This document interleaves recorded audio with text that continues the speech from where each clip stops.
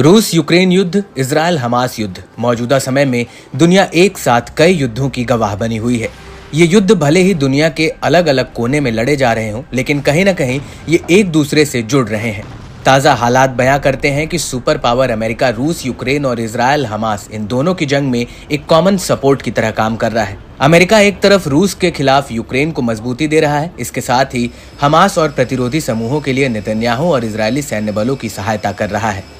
और इसी कड़ी में रूस भी इस जंग में अमेरिका के खिलाफ जाकर फिलिस्तीनी लोगों की मदद कर रहा है। इजरायल के सताए गाजा से विस्थापित 200 से ज्यादा फिलिस्तीनियों को रूस के मुस्लिम बाहुल्य चेचन गणराज्य की राजधानी ग्रेंजी के नए बने इलाके में अपार्टमेंट दिए गए। इसके साथ ही उनके जीवन को सुधारने के प्रयास में रूस कदम उठा रहा है। ऐसा इसलिए क्योंकि अमेरिका रूस के खिलाफ यूक्रेन को मजबूत कर रहा है, जिससे पुतिन खार खाए बैठे हैं। यही कारण है कि रूस अमेरिका समर्थित इजरायल पर भी निशाना साध रहा है। हाल ही में इजरायल ने हमास चीफ इस्माइल हानिया की ईरान के तेहरान में रहस्यमय तरीके से हत्या की। इस हत्या पर कई देशों ने इजरायल को घेरा और नाराजगी जताई। अब इसी विरोध में रूस भी शामिल हो गया है। रूस ने इजरायल के इस कृत्य की निंदा की है। जी हां, रूसी विदेश मंत्री सर्जेई लावरोव ने तेहरान में हुई इस हत्या को लेकर इजरायल को चेतावनी दे दी है।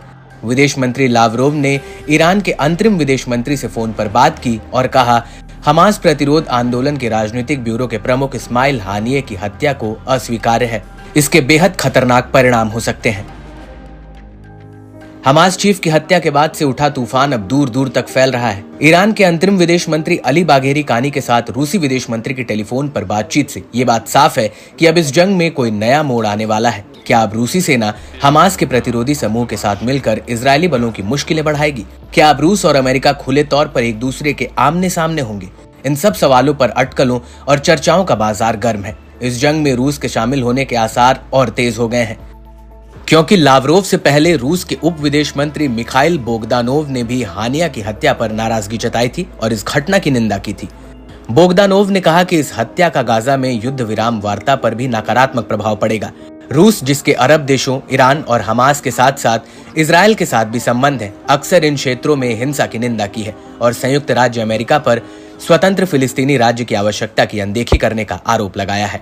बता दें कि अटकलों का बाजार इस बात पर गर्म है कि अब रूस आने वाले समय में हमास और प्रतिरोधी समूहों को जंग में इजरायल के खिलाफ खड़ा हो सकता है, क्योंकि जब से ईरान के सुप्रीम लीडर ने इजरायल पर हमला करने की धमकी दी है और उसके बाद से ही जंग के और भयानक होने की आशंका तेज हो गई है।